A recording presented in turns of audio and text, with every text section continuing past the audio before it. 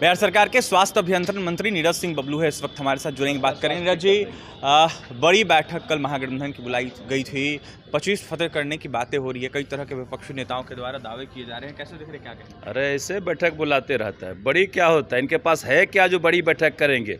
सिर्फ कुनबा जोड़ने से कुछ नहीं होने वाला। बिहार की जनता मन बना के बैठी हुई है कि बिहार में जंगल राज नहीं आने देंगे।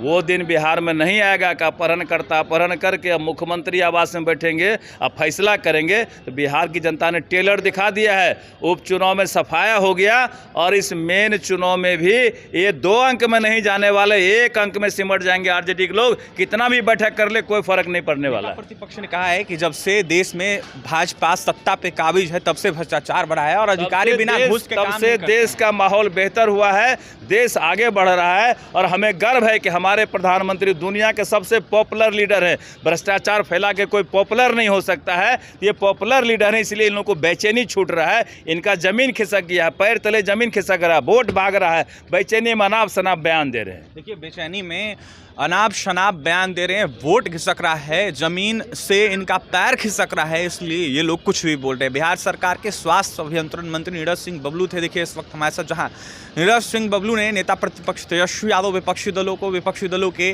बैठक को लेकर जमकर निशाने पर लिया है, तो वहीं नीरज सिंह बबलू की तमाम बातें सुनवाते हैं, क्या कुछ कह रहे हैं बिहार सरकार के मंत्री। जातीय जनगणना का जहां तक सवाल है, माननीय प्रधानमंत्री जी का अभिनंदन जितना भी करें वो कम होगा। जिस तरह से माननीय प्रधानमंत्री जी जातीय जनगणना पूरे देश में कराने का फैसला लिया है, इससे हर समाज में हम समझते हैं कि उत्साह का माहौल है, सभी प्रसन्न हैं और सभी समाज के व्यक्ति का गणना भी होगा और उसकी क्या आर्थिक स्थिति है इसका भी पता लगाया जाएगा।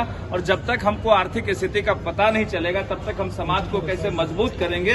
इसलिए गंभीर विषय है जो माननीय प्रधानमंत्री लाए हैं, ये पूरी तरह हम समझते हैं कि स्वागत के योग है। और कौन व्यक्ति क्या कहते हैं, सबका अपना अपना विचार हो सकता है। मैं सीधे तौर पे कहना चाहता हूं कि माननीय प्रधानमंत्री जी का इससे बेहतरीन फैसला नहीं हुआ है, काफी हर समाज के लिए फैसला हुआ है और इसका क्रेडिट जो लोग लेना चाह रहे हैं, बिहार में भी कुछ लोग कूद रहे, पटाखे फोड़ रहे हैं, उनको पता होना चाहिए जब उनकी सरकार केंद्र में थी तब कान में तेल देकर के सोए हुए थे।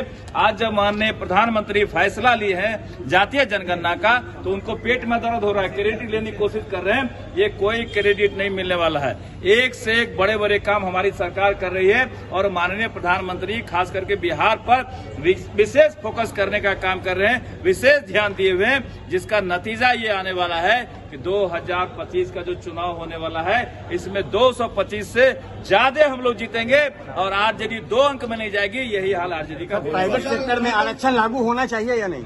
देखिए, इस बात पे हमें कहीं नहीं जाना चाहते हैं। प्राइवेट सेक्टर, प्राइवेट लोगों की मर्जी का काम है, उस पर हम कानून थोप नहीं सकते हैं। ये अपना अपना विचार है।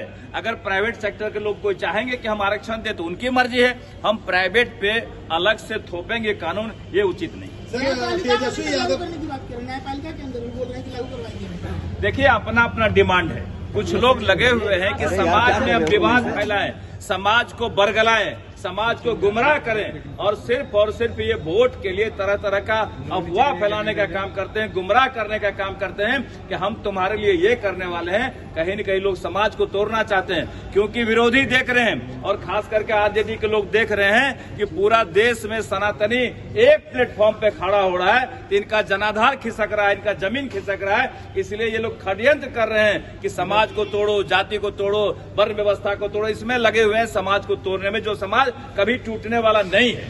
सर, नेता प्रतिपक्ष ने कहा है कि थकाऊ उबाऊ सरकार को जो है 2025 में उखाड़ के फिर कर जंगल राज को ले आएंगे।